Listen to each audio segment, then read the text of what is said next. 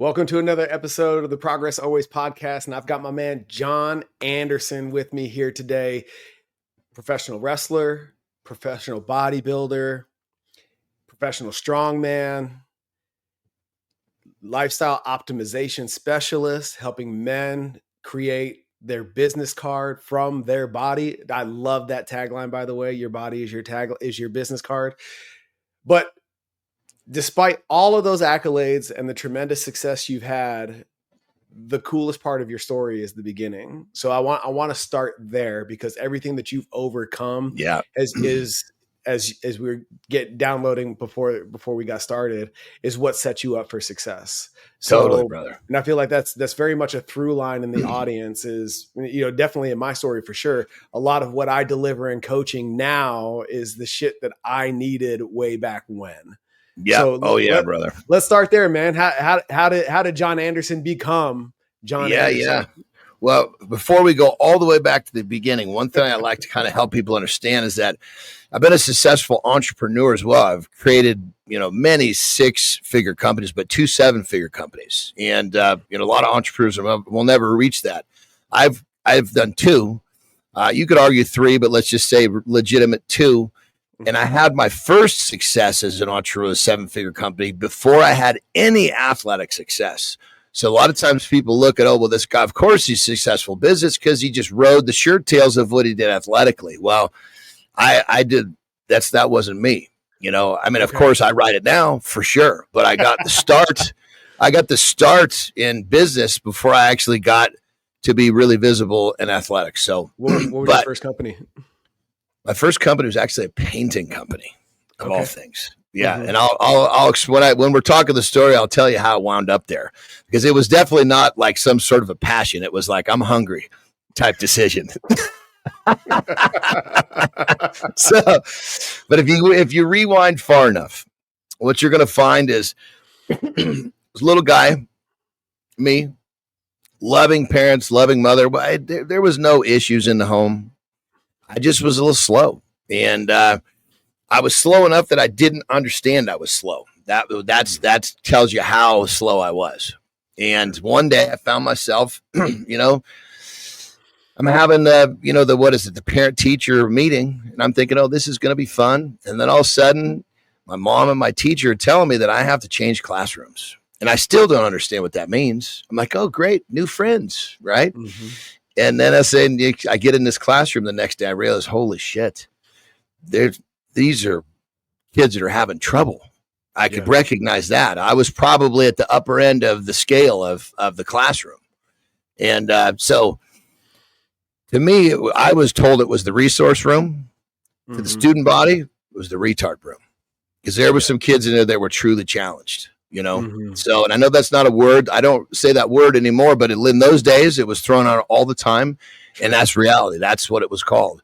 Mm-hmm. I would be walking to that room and I would be told where I was going. And it was that unforbidden word of today. Yeah. So anyway, I get stuck in this room.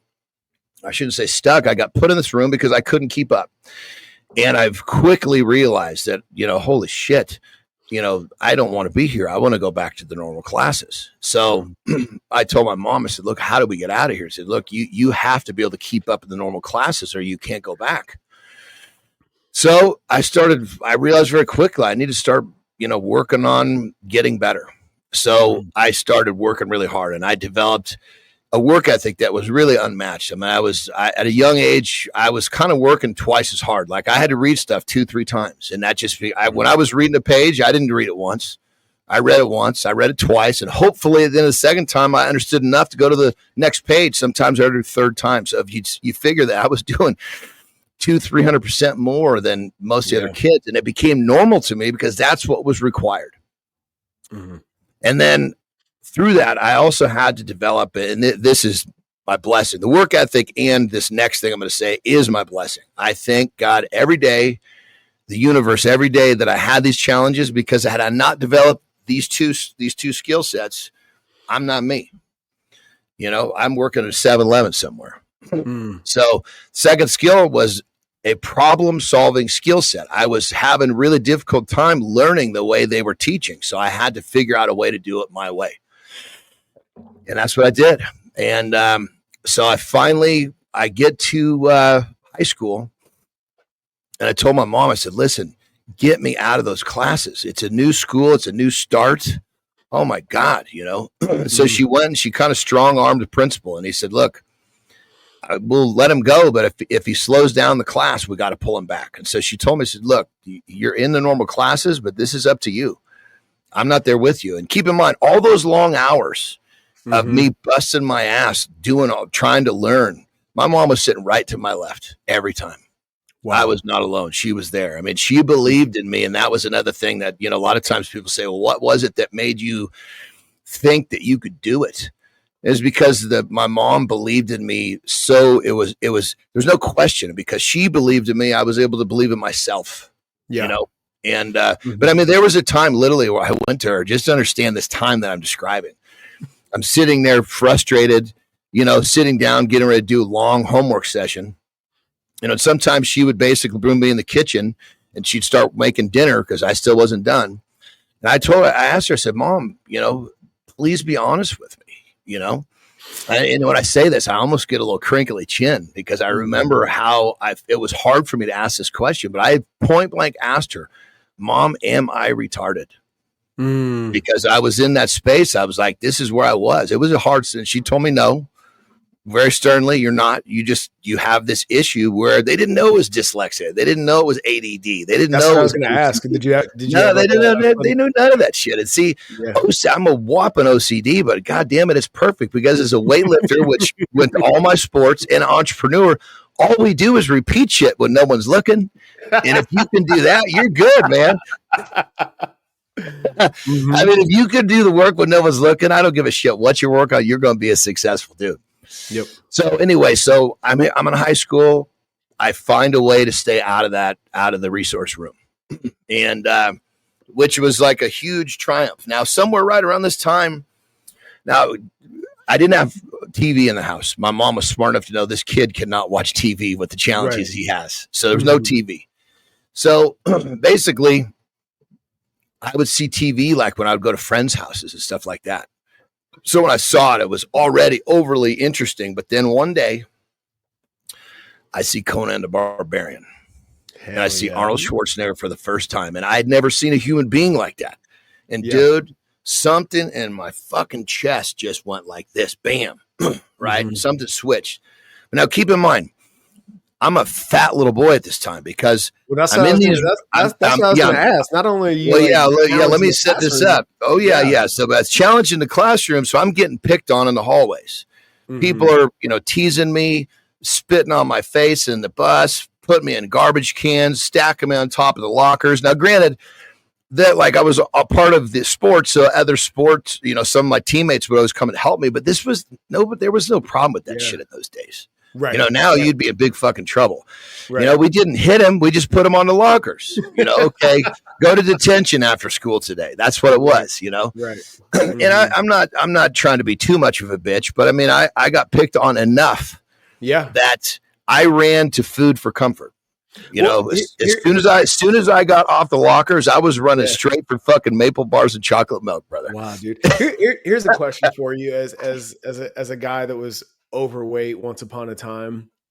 What do you, because you always you hear like the compensation for your insecurities in food, or you become the funny guy, right? And you use humor to mask your pain, so to speak. Yep. Was that part of your defense mechanism, or was it just humor or any other? I wasn't. I wasn't that quick-witted, brother. Okay. I mean, remember, I'm slow here. Life is straight uphill for you right now. Oh yeah, brother. I'm working hard, and confidence is low. I don't have the fucking balls to make a fucking joke. You know what I mean? I'm trying to stay out of the fucking the limelight. You know what I mean? Yeah. So, sure. But that's one of the things. I mean, people say, "Oh, you're using this to hide from your problems." Every human uses something to hide from something. So I've done it with food. I've done it with weights. I've done it with fucking drugs. I've done it with all sorts of shit.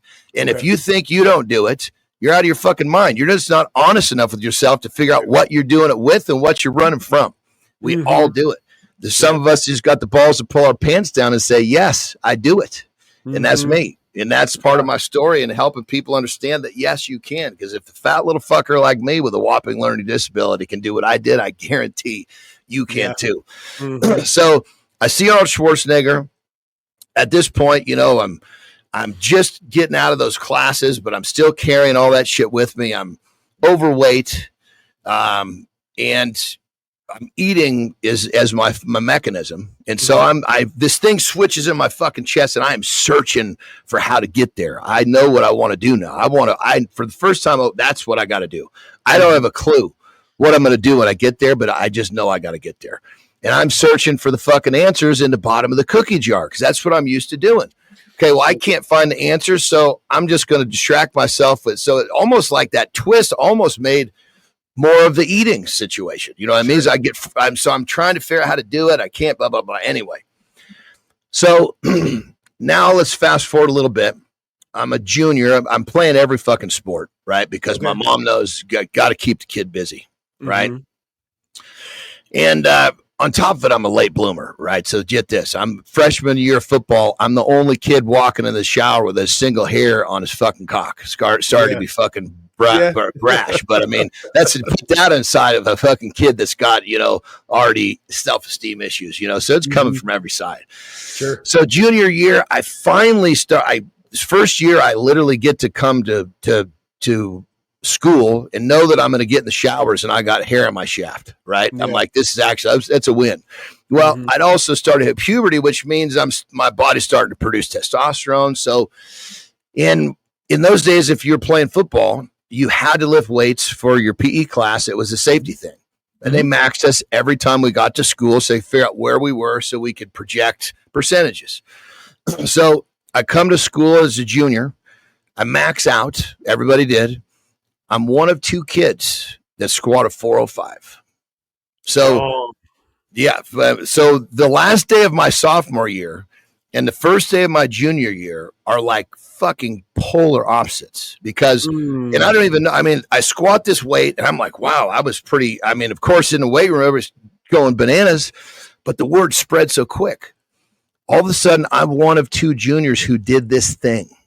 And rather than the guy that's getting bumped in the hallway, people are kind of stepping out of my way. And I was like, all just in the one fucking rep, I saw the difference. And I was like, whoa, I'm looking around going, you know, is there somebody behind me? Why are you stepping out of my way is what I'm thinking, you know? And it just kind of dawns on me, holy shit, you're good at something, dude. There you go. And I was like, oh, baby, you know, and then that thing right here just fucking went bananas, dude, bananas. And so I took that double, triple work ethic, applied it to the gym, right? Funny enough, part of why I squatted 405 was because my problem-solving skills the year before, I'd figured out how to do a low bar squat. Nobody was teaching Nobody was teaching this, but I had figured out if I move it lower on my back, I'm actually stronger. I just was too underdeveloped to do any substantial weight yet. So when I did that first max and I hit puberty, you know, I got some testosterone on my system. I remember pulling it out. kind of wiggling it down, hitting that squat. And dude, nobody knew how to do that. Because awesome. It wasn't taught, but that's the problem solving skill right there. That's probably my first real victory that my problem solving skill set gave me. Right. Yeah. So anyway, so now I'm just going bananas with the weights. And I realized very quickly I am far better at lifting the weights than the sports that I'm lifting the weights for, which was fine with me. I just want to be good at something, man. Sure, you know? Sure. And so I finished them now by the end of high school. You know, I'm in good shape. I'm not the fat little kid anymore. I've hit puberty. I'm still a late bloomer, but the girls are starting to dig me. Right. But I don't see that here. I'm still way behind mentally because I still see that 15-year-old, I tried to ask girls to the dance, just never got accepted. I'm seeing that, so anyway, but I understand what's going on, but I'm just mentally not there, but I just keep forging on. So I go to college. My mom, says, look, I want to just stay at home and lift weights. She's like, absolutely not. You're out of your mind. She said, and I didn't have the test scores. Like I didn't even have high enough classes. Like I didn't have geometry, I think it was, which would allow, if I didn't have geometry, I couldn't get into any state school. So my mom basically just ponied up the massive tuition for a small private school, because if they're paying, they're going to take you, you know? And so I went to the University of Portland, which was the West Coast Conference, which was like Loyola and Gonzaga, you know, that. And so I show up to college and I'm thinking to myself, well, I tell my mom, I said, look, you know, this is tough for me. So let's do 5 years so I can take this slower. But in my mind, I'm thinking I got 5 years to keep lifting weights. So when this shit is over, I can hopefully do what I want to do. And I really didn't know what I wanted to do. I just know I needed to be big so I could try to do something. Right. So I get to college, right? I'm thinking, oh my goodness, right? I'm in my dorm. I got to figure out how to survive here because I've been solving my own problems my way. And I'm like, okay, this is new landscape. I better figure this out. I'm reading at probably an 8th grade level, and I know that's a big problem in college. So I go to the bookstore and I buy the books. I bring them back to this is day one. Bring them back to my dorm, and it's a stack of books like this, right? So of course I picked the skinniest one, and this is, swear to God, what happens. I open it up and I start thumbing. I'm like, fuck, there's no pictures in here. that tells you the books that I've been trying to read. Right. Yeah. So I sit there and I try to read, 2-3 pages. And I'm like, I've been at this for 90 minutes and I don't know. I have no idea what I've been reading. This is my comprehension level is not even close to what it needs to be for this level of reading. So I was like, okay. So I sat there, and how do I figure this out? My problem solved. My mind is going. I'm like, okay, I got to go talk to each professor and I got to find out where the grade's coming from. I need to know how much of the grade's coming from that book. So I went to each professor. Some of them said, the final, because really it's just 2 fucking tests in college. You know what I mean? It's a midterm and a final. That's where your grades are. And so I was like, well, where's the information coming? Some of them said 25% in the book, 75% in the lectures. I'm like, I'm good with that. I'll just nail that 75% and I'll get my C. And that's what I did. Some of them said 50% is coming from the books. Well, then I know that I need to find somebody to have conversations with about that book because I got to get the information out of that book. And if somebody talks to me, I'll get it. Yeah. And so that's what I did. And I basically figured out, I got through college. I have a major in theology, and I'm 1 credit away from a minor in philosophy. Holy shit. So, and I didn't cheat to get through. You had human audiobooks once upon a time. Basically, yeah. Yeah. Yeah. Dude, yeah. That's okay. And sometimes they came in form of a slightly plump female, but she was happy to talk to me about that book. Yeah. And so, but it was, so that's again, my problem solving skills. I mean, that's thinking about how I pulled that off at 18. I would look back and I'm like, fuck, that was pretty good. You don't get taught something like that. You just figure that shit out. Yeah. And that's, again, my blessing is starting. I don't even realize how blessed I am at this point yet. Right. So let me ask you this, man. Yeah. How far along did you make it before you stopped being vexed by that outdated image of Jon? Oh, brother, that image never fucking goes away. Okay. I can look in the mirror sometimes I get up early. I love my mornings. Yeah. But when you get up in the morning, sometimes your brain will go to the problems right away. That's the way our brains were designed. So I say this as a joke, but realistically, there are times where I still see that fat little 15-year-old boy. But the joke I make is that I live my life in a certain way, keeps that fat little bastard on the other side of the mirror. And I make the joke here and it's the truth. Anybody who has had a major sort of trauma, it never leaves. You just learn to manage it. So that stuff is still in me. It's just a smaller part of me, very small part of me now. Yeah. And keep in mind, that's the damn spice of life. I mean, so learning to manage our shit is a huge part of being a happy individual or a successful individual. So, but for the most part, I would say Where I really let go of a piece of that was when I started traveling internationally as a pro strongman. I was like, okay, dude, you are now world elite. You can let go of some of that shit now. Mm-hmm. And the validation I started getting from people around me, it was pretty difficult to hold on to that. Yeah, because yeah, if you hear something often enough, both positive or negative, yep, you become more and more likely to actually believe it. Yeah, 100%. Right? So in 100%. your case, it's like, hey, dude, you're strong as fuck. You look good. Everything's going your way. If you hear that often enough, well, I got a supplement contract, dude. Okay. I got a supplement contract because of the way I looked. Yeah. Okay. It was because I was I was on a circuit, but you're getting this contract because you're one of the few dudes that has a 6-pack and you compete as an international pro and you're over 300 pounds. Okay. So you're in that like Marius Puganovsky aesthetic, where like everybody else is a 6'5" doughboy and you're like rocked up and okay. Yep. Well, not rocked up like bodybuilder rocked up, but rocked up for strongman rocked up. Sure. Yeah, absolutely. Yeah, there's a very considerable difference. Yeah. But I get it. So I graduate college, brother. And keep in mind, I'm not in this space. I am still, I come out of college. I'm 265 and brother, I am fucking cock strong. I was probably strong enough then to go out and try to do it. Okay. But I didn't believe enough in myself. I was like, I'm watching this shit on TV. I don't think I can compete like that. But I'm the strongest guy at every gym I go to. I mean, I used to travel the gyms. In those days, it was kind of like you would do that. You would welcome some other dude coming. It was like a battle, Yeah. And so, anyway, so I graduate college, and I'm like, okay, I'm not going to go get a job because, number one, I'm not sitting in traffic. Number two, I'm just going to take all the time I need that I want to commit to chasing my dreams. So I was like, well, I'm going to start a business. That was in my mind. I was like, oh, I didn't do what everybody else did.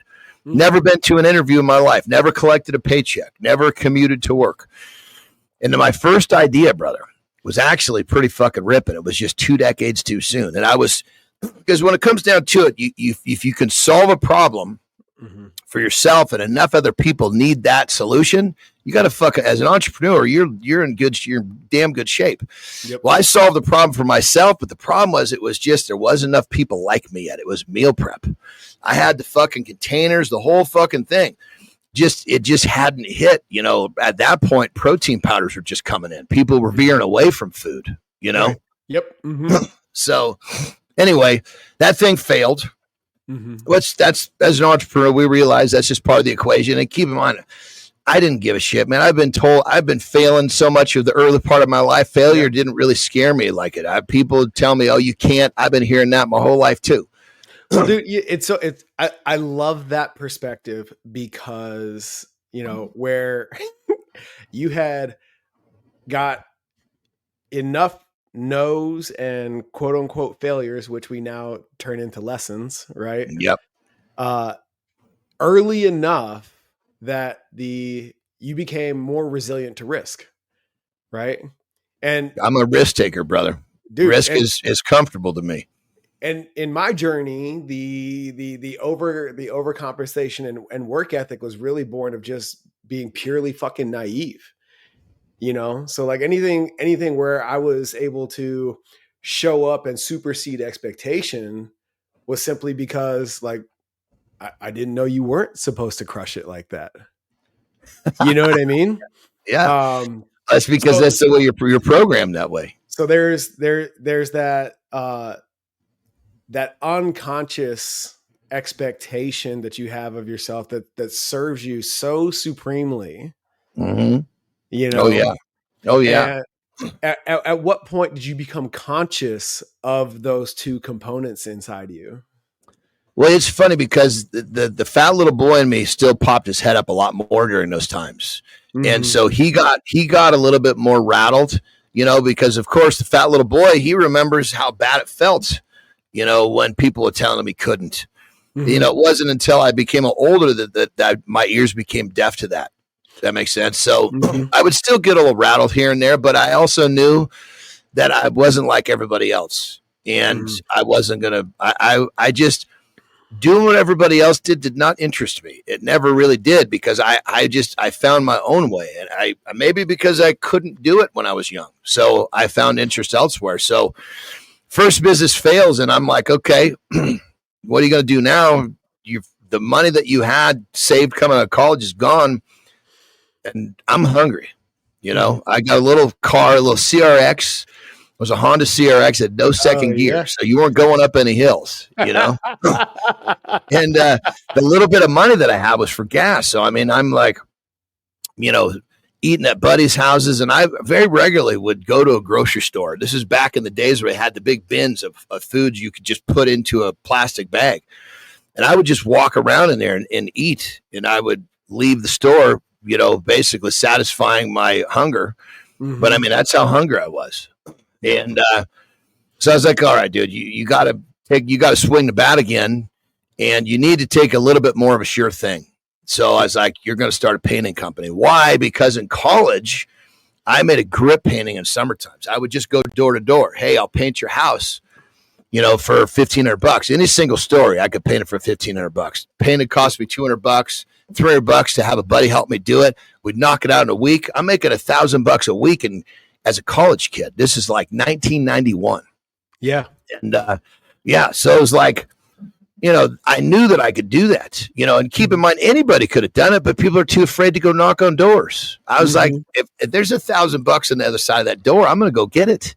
Yeah. People see the rejection of the no. I see the 1,000 sitting in that house, And so anyway, so I started this business, right? Completely illegal, no license, no insurance, same guerrilla, marketing tactic, but I hiring people to do it. Yeah. Right. Because as an entrepreneur, sometimes, it's okay, let's just get this thing out of the gate. And if it works, then we'll start protecting it. Yeah. You know what I mean? Yeah. Yep. I always tell people, don't fucking hire a lawyer for the problem you don't have yet. That's ridiculous. So I was like, I don't even know if this is going to succeed the way I've got it mapped out. I mean, not to getting a license would have taken fucking a long time, and I didn't have the money for insurance. So I just had barely enough money to print up some contracts that I had stolen from another painting contractor that I found, So anyway, I didn't steal, he gave them to me. But anyway, so this thing, and I realized, okay, you're doing this, you're either going to develop it to where it can run itself so you can keep doing what you want to do, or you're going to sell it. That was the plan. It wasn't, okay, this wasn't my big picture thing. Right. Well, that first year, I told you, I was like, end of year 5, it's 25 employees, and we're just crushing. And I ended up selling that son of a bitch and put a huge load of dough in my pocket. I'm like in my mid-20s right now. Right. And all my friends, man, they're, and keep in mind, those were the days where you got a job and you started slowly climbing some ridiculous corporate ladder. You know what I mean? And so basically now it's like I've just cut through so much red tape because I'm not willing to stand there in line. Right. And I've got my first big windfall. And right about this time, I had actually started to compete. And because my business was doing well, so I had the time to do what I was doing, training and traveling to compete. And I had just started to compete, and I had actually won my pro card as a pro strongman. And now, right about the time that this thing sells, I've got myself on one of the travel teams for Team USA. So I'm traveling the world as representing Team USA. It's nuts, dude. So, and again, with strongman, you're going to see this pattern repeat itself. So I did so much work in the dark when no one was looking, so to speak, right? First contest win. Second contest, national win. Excuse me.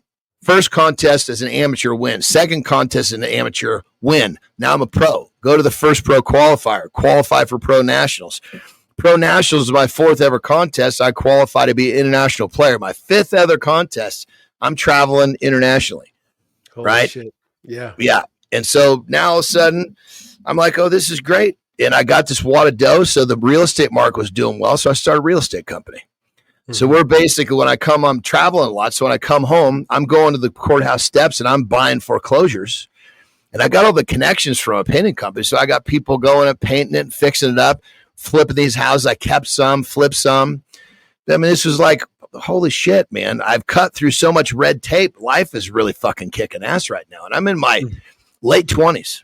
Yep. And life is freaking good. And so then kind of at the same time, it's weird how the universe kind of lines it up. The real estate market kind of starts drying itself up. And I ended up having a back surgery in strongman. And so it was kind of like those two almost came to a conclusion at the same time. So this was an era. Did you make it out of strongman injury free? No, you don't, brother. You don't play a pro sport, and if you're a pro athlete, you get injured. Period. End of story, man. Yeah. So anyway, I'm at this time. Remember, this is the .com boom. There's so much going on in those early 2000s. So I had an agent. We had commercials and shit. Where I was actually on a 2006 Super Bowl commercial. Right on. Talk about mailbox money, brother. Every week there's another check coming. It's getting bigger every week. I'm like, this is amazing. This took me an afternoon. You know, it was an ESPN. It was called Sports Heaven. It was actually, the technology wasn't developed, is why it failed. But it was basically a flip phone where you were going to be able to get sports scores roll across the bottom of the screen on a ticker. Oh, okay. That was the first evolution of having like a feed off the internet into a phone. Was that Mark Cuban's thing? Honestly, I don't remember, brother. I just remember it was ESPN. Okay. Yeah, he probably was involved. He created the ticker. Yeah, well, I don't. And when I say ticker, it might not have been a ticker, but it was some feed. Yeah. It's like if ESPN was coupled with one of the phone companies, and I think they were coupled with, Motorola. So it's all packaged together. If you bought this phone and this service, you were going to get the ESPN feed. Right. Okay. And it blew up at first, but the technology wouldn't keep up with it. Sure. So anyway, but I was doing all sorts of shit like this. So it was great. I was getting sponsors, and that's awesome. So my agent says to me, he says, look, dude, you want to continue to make money as an athlete? Cause he knew I was just a pig in shit, and that's part of how he marketed me too. Is like, just telling my story, like really got people's attention, Sure. Because if you want to keep him 34 now, you want to keep making money. The surgeon says you go back on the circuit, you're going to be back here in a year, and you'll have even a bigger surgery. So this is not a good idea. He goes, if you want to keep me around, we're going to have to change what you do. I said, where are we going? He goes, pro wrestling. I'm like, holy shit, man. I was like, I was never a pro wrestling fan as a kid. I never paid attention other than watching the big dudes flex. Right. I really wasn't paying attention to what they're doing. So basically, he sends me to this school where I learn how to do it. It's because it's a dance, if we don't learn how to do it together, somebody's getting hurt, Yeah. And so he basically puts together this, because he was a hustler, dude. He wasn't like he was some massive, mainstream agent. You know what I mean? Yeah. He would have been messing with me if he had, guys that were signing $100 million deals. So he was a hustler. So he fraudulated, full blown, just wrote up this resume like I'd been wrestling for years. I've been fucking wrestling for months, dude. Right. And so anyway, I had to do a bunch of like, I had to get some footage so that we could send this footage of me in the ring to these Japanese companies. So, I remember wrestling a couple times in high school gyms to get this footage. I was like, holy shit, man, life has really changed here. Wow. I'm used to competing in an amphitheater, Riga, Latvia, 15,000 people. Now I'm competing in a high school gym, and there's 60 people here, and I got more teeth than everybody in the front row put together. It was a different world, dude. But I was like, you know what you're doing here. Get your footage. Part of the plan. So I'm about 7-8 months into this drill, and he calls me and says, hey, you're going to Japan. Don't fuck this up. I'm like, oh, Jesus, what are we doing? He goes, I got you 3 matches. It's basically a mini tour, as they called it. It was like, we're going to pay you to come over. And if you do well, then we'll think what we want to do next. Okay. So it's like my first match in Japan. It's like maybe my 7th, 8th. I haven't wrestled 10 times yet. Now I'm in a fucking pay-per-view in Sapporo, Japan, with probably 10,000 people. And dude, I am shitting in my pants. I'm matched up with a guy who's been wrestling for like 20 years. Sure. And so, you're talking about what you're going to do in the match, and he's talking a language I just learned 9 months ago. Right. And he's got broken English. So I'm like, this shit is going over my head so fucking fast. I can't even believe it. But I can't tell anybody because everybody thinks I've been doing this for years. Right.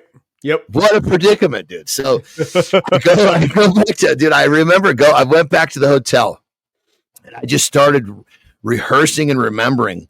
And I remember that night because the match was the next day. Mm-hmm. And I remember because as I sat there, I could remember the conversation because I could remember I'm good at remembering what people say. That's how I'm learning, like college. Right. So I pieced this. It took, I thought, when I say thought, I literally thought myself to sleep. I woke up in the morning and I was still in my clothes. I had just thought to the point where I fell asleep, but I woke up and I remembered the match. Yep. Problem solving again at its best. Okay. Yeah, sure. You know? Sure. Mm-hmm. Now I didn't remember it perfectly, but I remembered it enough that I got a contract when the mini tour was over, and so now I'm a fucking pro wrestler in Japan, dude. And how long was that window of your life? That was that was actually a company called IGF. I ended up getting on with a bigger company called New Japan, and this time from my Japan stint went basically 7 years. Wow. Okay. So I seem to work in sevens. I was 7 years, 6.5, almost 7 years in the pro man circuit, almost identical time as a pro wrestler. And then bodybuilding. Yeah. So basically I had a great 7 years. I mean, it was just an amazing, walking out. Did you stay over in Japan or did you commute back and forth across the pond? It was like an extended fireman schedule. You'd be gone for 3 weeks, home for 2, that type of thing. Cool. Yeah. Cool. Yeah. My kids were young. So the timing was, the universe fucking lined some shit up for me. Yeah. Because basically it's like I'm loving life. I mean, keep in mind, I would always remind myself, you're just a fat little boy with a whopping learning disability, dude. Look around. Look what you've done. Soak this shit up, because that's how I get control. Like I'm backstage, Tokyo Dome, 54,000 people. I'm shitting in my pants, dude. This is like crazy stuff. And that's to remind myself, dude, look, you're just a fat little boy. Look what you did. Mm-hmm. You're having fun. You're not scared. You're having fun. And I was like, you're right. Mm-hmm. Because we often get excitement and fear. The emotion is so similar. We confuse it sometimes. Sure. And so you boil it down and think, dude, you couldn't have dreamed this when you were little. What are you scared about? I didn't know how to dream big enough to have the career I had, brother. I really didn't. Yeah. As a 15-year-old, I would have cut my finger off for any one of my 3 careers. And probably settled working a job, just to have one of these. Anyway, so wrestling's over. They don't renew me. And, that's a tough one because I told myself when I lost my good job, I wasn't going to go try. Most wrestlers, they think, I'll just go back to the high school gyms and get picked up again. I wasn't going back there. When I went home, I went home. That was it. Yep. And, like I said, the timing was perfect because my little girls were just getting out of elementary into middle school, which is really when they needed me there all the time. So again, the universe lining my shit up. And I was like, well, you've been told you look like a bodybuilder, so let's try that. So, and again, when I went from strongman to wrestling, I'm 34 years old. You can't do that. You're never going to make that. And I said, look, you might be right, but I'm going to try anyway. Sure. And so same thing with bodybuilding. I'm going to be at 42 now. Mm-hmm. I'm going to be a bodybuilder. People are going to be looking, you're 42. What are you up? You can't, you might be right, but I'm going to try anyway. So first contest, win, go to a nationals, win. Now I'm a pro in 2 contests. Yeah. Third ever bodybuilding contest is my pro debut. I'm on a stage with Johnny Jackson and Cedric McMillan. And I've been bodybuilding for 9 months.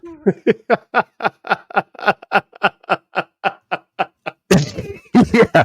Anybody who understands bodybuilding, it just, this doesn't happen. I didn't honestly realize it because when I got my pro card, Dave Palumbo, who's kind of he's almost like a bodybuilding historian now. He just knows so much about it. He basically somehow got a hold of me and said, hey, I want you to come on I think he calls it muscle radio or something like that. Cause he always wants to talk to the guys that are hot off the stage, turning pro. And he starts off the show. He's like, hey, you realize there's a lot of people in the bodybuilding community, myself included, that are kind of pissed off at you right now because you just did in 9 months what many of us couldn't do in 15 years. Yeah, no, 100%. Dude, I will never forget when I transitioned from college football to bodybuilding. I might have been a year removed from the sport, and everybody, I was at Gold's in Dallas, and they're like, "Oh, you got to go talk to Steve." So okay, so I go see Steve, and dude, I'm 6 foot 217, 220. You know, I'm football big. You know what I'm Yeah. saying? Yeah. Everybody's like, "Hey man, you look good. You should, give it a run." I'm like, okay, cool. So but I don't know shit about shit. I go sit with Steve, and he's like, "Well, I think you got a good base. Yeah, how far Yeah. away from the stage do you think you are?" I do not see the setup coming, And I was like, "Yeah, I think I can get there in like 4 months." If I'm being honest. He's like, "Okay, take your shirt off." Take my shirt off. Probably like 15% body fat. Great shape for most people, but not Right. bodybuilding. No, dude, he was like, 4 months. I was like, yeah, I think so. He takes his shirt off. Dude, veins everywhere, Oh eight yeah. pack, Different deal, brother. striated quads, da da da. He's like, and I'm talking about juice to the fucking gills too, And he's like, I'm 4 months out. Yeah, I know, dude. I know. I mean, people, dude, this is crazy, It dude. fucked me up, It's, dude. oh, dude.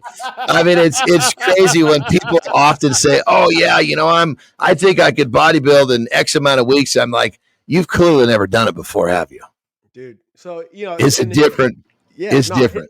his philosophy was like, look, man, if I'm gonna spend some time with you, we're not in this for anything. And this being your first show, I'm gonna give you some grace, but we're not in this for anything outside the top 5. So if you're trying Yeah. to just check a box on the bucket list, I'm not the guy Yeah. for you. Yep. And dude, Yep. like Yep. had me reevaluate my commitment to the process. And dude, I fell in love with it.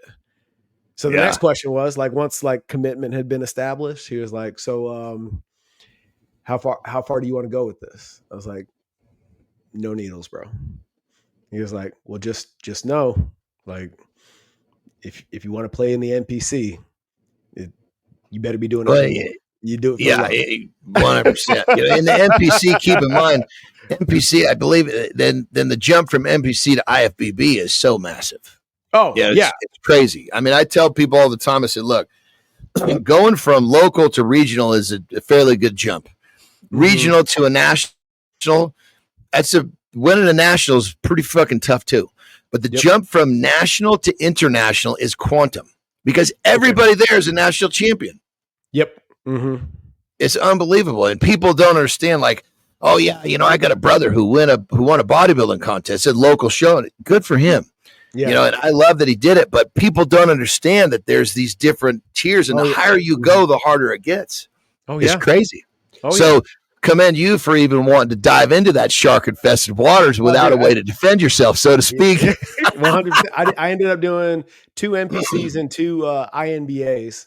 My whole thing was I'm just going to do it till, so I can learn the process. It took me 4 shows to figure out what worked for me. Cause most of the shit, we talked about muscle mag being where I was pulling a lot of stuff, at the, back in the day.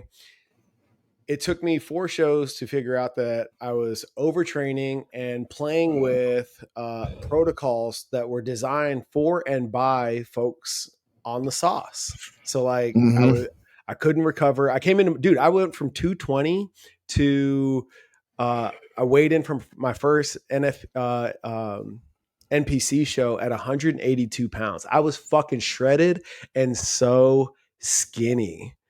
They don't talk about muscle wasting when you get a degree in exercise physiology. They don't talk about. That's because they don't talk about the processes you use to get on the stage.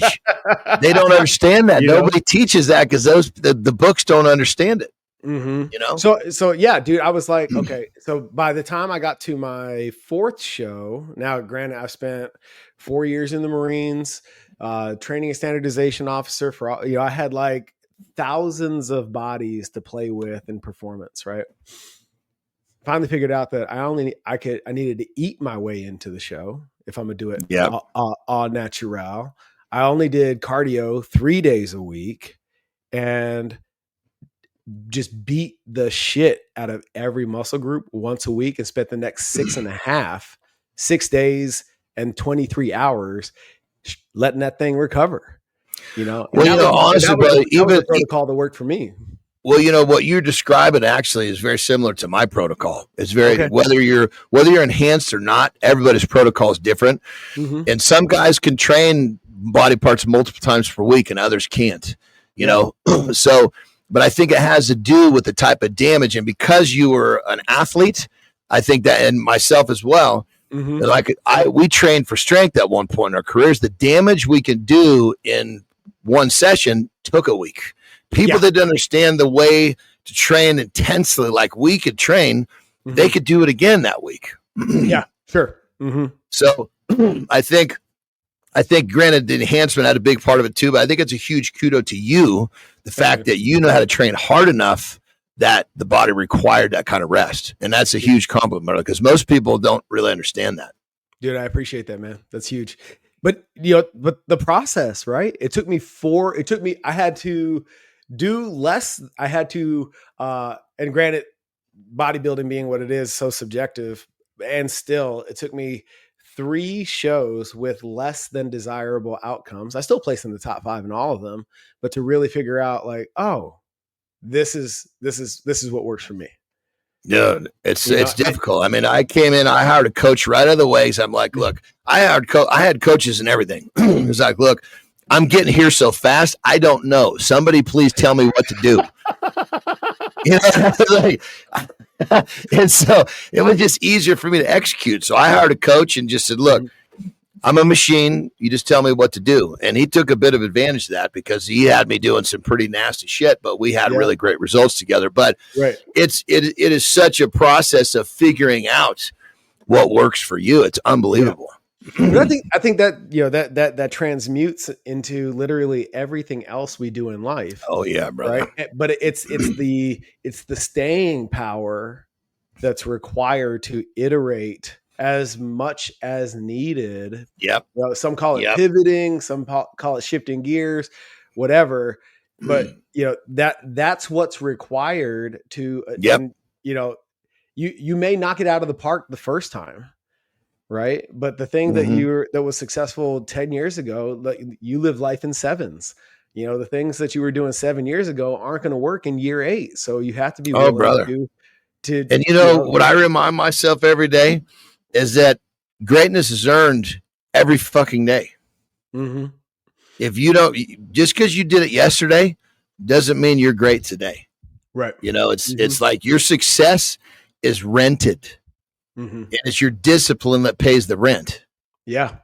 Mm-hmm. So do you have that discipline here again today? Because your success is only as good as your discipline, which is kind of what we're talking about. I mean, we literally think the same, brother, Dude, it's so awesome, man. And I'm curious because, for a lot of folks that I've met in my life that have a journey like yours in that, they've been never mind all the things that are going on behind the scenes that people may or may not know about, but from a surface level, not knowing nothing about Jon, who seem to have just nailed it over and over and over again. There's that Tom Brady, Peyton Manning-esque mindset that seems to come along with that sometimes, in that just because you did it doesn't mean you know how to teach or coach others into that success, or to pull that out of themselves so that they can achieve success as well. You don't seem to have that issue, because now you're teaching people, you're coaching people to be the best version of themselves. So where did the flip come from? When did you decide that you were going to start paying it forward? Yeah, that's a great fucking question. So my current business, it started itself, brother, literally, because, as I'm solving my own problems, like, I'm figuring, okay, I couldn't stop overeating. I was like, I was so used to just stuffing myself as a means of comfort. Right. But you put yourself in a regimen that required all that food. Well, no, this was when I was a fat little boy. Okay, right. Got it. Yeah. Once I ate to the point where I was uncomfortable, now I was thinking about how bad I felt about what I did to myself, not somebody putting me on the lockers. You know, it was easier for me to think about what I did to myself than somebody else doing it to me. Sure. And so my first real addiction, I'm an addictive motherfucker. I just say addicted to productive shit now. My first real addiction was sugar, right? Mm-hmm. And so, you know, you in those days where I'm basically having a hard time not overeating, staying away from sugar, and I know that I'm trying to do this. You've got to solve this problem. So I was solving problems for myself with the diet that I practice and teach completely organically developed. You're not going to find my method anywhere unless you're talking to somebody who I've taught. Mm-hmm. And that's part of why it works so well. It's just so different than like when I tell people what we're doing, they're like, I've never seen anything like this before. And I said, well, would you be happy that you paid me all that when I gave you something you'd seen before? You know, would that make you happy? You know, and they're like, oh, I guess that's true, you know, but anyway, so I'm solving my own problems. I had to do it so simply because I learned through my success was through simplicity. So as I'm developing, people are like, dude, you know, help me. So of course I love to help people. It's like, man, I'm a pussy inside. I'm a mama's boy. When I can make someone smile, I love it, you know? So yeah, this is what I did. It worked really well for me. It'll probably work for you too. Mm-hmm. And boom, that guy's having success. And then this guy's having, I mean, like I'm helping people with their diets just because they see what I look like and how I'm performing. So I'm just telling them what I'm doing. Right. Mm-hmm. And, I've been doing that for decades before I actually charged for it. And so as a pro bodybuilder, right, I'm a pro bodybuilder now. Well, what does a pro bodybuilder do? He starts a gym. Another dream, check. So that's what I did. So, you know, I mean, again, there's no red tape. And as soon as I think I'm starting a gym, it's done. I'm not sitting around thinking about it. Right. I'm out looking for buildings, you know. Mm-hmm. So my gym's a success. I'm a pro bodybuilder. Got my gym. This is great, you know, and all of a sudden, people are calling my gym and they're saying, hey, can you train me? And I see my mind is, I've never had a business that was outside of a local geographic. My mind is still there. Yep. So I'm thinking, of course, where do you live? I'm thinking he's going to say he's 5 exits away. He's like, I'm in Nebraska. I'm like, okay, I guess I'm going to have to do this over the telephone. So I'm thinking in my head. Mm-hmm. So that's what I did. And so literally people are calling my gym asking if I can, because this online thing has started, but I'm not really even aware it started yet. Right. And so I told my wife, I said, hey, you know, I said, I need you to kind of take over my roles at the gym because I'm going to lean on this thing and see what happens, you know? So, so basically, dude, this thing, I mean, it turned itself into a 7-figure company, like really quickly. Now, granted, I'm helping people. So that's huge. I mean, what I'm doing for people is very different. And they're like, I have never eaten like this and got stronger and leaner at the same time. Well, that's what I taught myself. Right. And I'd done it for so many people before I charged for it. I was really fucking good at it. You know, like my system is all about reading the signals from the body. The body will tell us exactly what we need to do. Very intuitive. I've got a pretty good idea where I need to start. But after that, I'm just listening. And I need you to tell me what you hear, you know? And basically, so boom. So that's where at that time, it was really just building muscle, drop body fat. But here's how the real mentorship came around was I realized that people were having a hard time with doing stuff every day. Well, doing stuff every day to me is comfortable. My OCD loves that. Mm-hmm. So what I started to do was I started to basically implement different like mindset, I guess you could call them tricks, if you will, different things I would do mentally and start habit stacking to help them be able to execute the things that they were faltering. And then I realized, holy shit, you know, if I attack the mind first, you know, with this coaching, then we get what we want out of the body so much faster. Faster. Yes. And so then it just became like, holy shit, now and people are coming to me and they're like, I'm making more money. Mm-hmm. I'm happier. My marriage is better. My kids think I'm a Superman.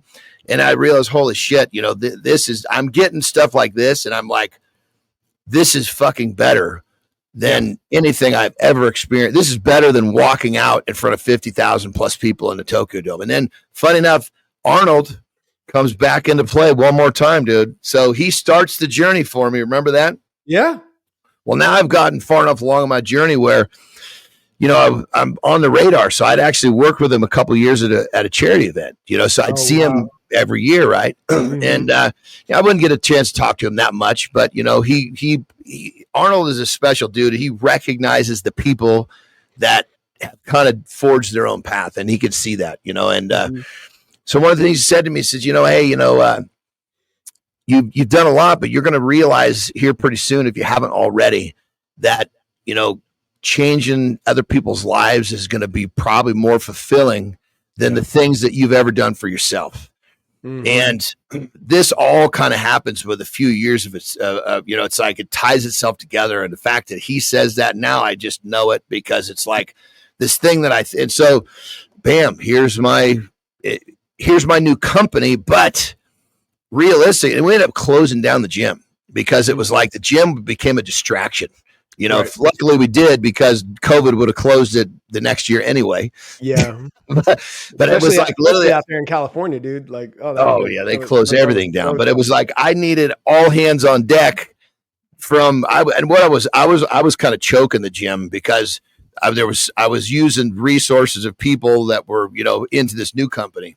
Mhm. Um, but anyway, so this new company now is like, it just became my purpose. It was really, yes, it's a company, but it Mhm. was yet the universe again giving me another fucking blessing, because, Yep. you know, the paycheck, so to speak, that I get, of course I get paid financially, but Mhm. when you're not chasing a financial paycheck, that's when you really, really become like the next level. You're Yep. vibrating higher, and the financial paychecks follow suit. They just Yep. keep getting bigger and bigger. Mhm. But this now has become my purpose. You know, I just one day won't wake up. I'll do this until it's over. Yeah. You know, Right. and Mhm. to answer your question, how this became so natural to teach other people was because everything that I taught myself was done with the idea that it had to be simple to execute so I could be Mhm. successful. And people resonate with the simplicity of my methodologies. Yeah. Absolutely. Absolutely. One of the things that we preach and teach over and over and over, and we're constantly reminding people of, your next easiest step needs to have as little friction as possible. Yeah. And the more complicated and complex something becomes, the less likely you're going to be able to stick with it and create consistency. Yep. So Yep. it has to be easy, and as you can only integrate complexity for as much consistency as you have behind it. 100%. If you can't repeat the process over and over and over, it's too complex. Mm-hmm. I mean, and there's little, and I use some of these mental pieces of warfare on myself. Like Yeah. I'm a big one on non-negotiable, but I'm also really big on making the barrier of entry of non-negotiable so little it's Mm-hmm. easy to step in. Like, Yeah. reading still an Achilles heel for me, right? Mm-hmm. I have a non-negotiable every day. I have to read one page. I know on any given day, no matter how bad I feel or no matter what's going on in my head, I can sit down and read a page. Right. Now, reading down to sit and read 30 minutes every day, that might not be something that might be harder for me to do. So that one page never sticks at one page, Mm-hmm. because once I get started, I want more. And Right. so it's like, that's one of Mm-hmm. the things I do with my clients. We do a lot of habit stacking, and Mm-hmm. we like you brush your teeth every day. Boom, there's the next habit. You brush the trigger is brushing your teeth. And then Yep. we have all these different habits that are triggered by different things throughout the day. And they're, excuse me, they're tied to these really, really low barrier of entry non negotiables. Like, you Mm-hmm. have to walk in the front door of the gym. Once you're in there, if you want to go back to your car, go. But you Mm-hmm. have to walk in. Don't have to get dressed. Don't have to do anything. Yep. Get in the door. And if you want to go home, go home. They don't Mm-hmm. do that. They've gone that Right. far. They keep going. Reduce it down to the ridiculous, man. That is so Yeah. powerful. And it's so underrated and underappreciated because, I have these conversations every day. I'm either confronted with this notion that there's no way it's that simple. It's like, yeah, it kind of is. And at the same time, it's like, to your point, it's like, well, you mean all I have to do is walk in the gym and then I get to change my mind? It's like, but what we're armed with, brother, is human psychology. You won't. Yeah. Right. Yeah. There is a piece of you, we call that a threshold. Once you cross said threshold, you won't allow yourself to not fulfill the task. Yeah, totally. Right? I mean, how many times did we start a workout that we didn't want to do? Turned out to be one of the best ones ever. Fuck, man. Oh, dude, my I've owned a gym for 13 years. Yeah. And like I've had seasons where it's like, I am fucking forcing myself to be here today. And I never regret the experience. Never. What you said earlier, you said, it's so good because people say it's really that simple. Mm-hmm. Well, if you can continue to show up, yes, it is. Yeah. But if you can't show up, no, it's not that simple because you got a different problem on your hands. Right. Mm-hmm. Exactly.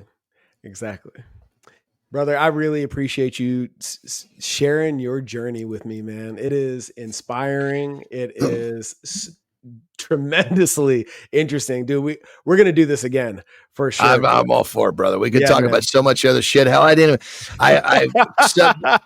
the things, kind of a cool little side note, which we could spend 20 minutes talking about the experience.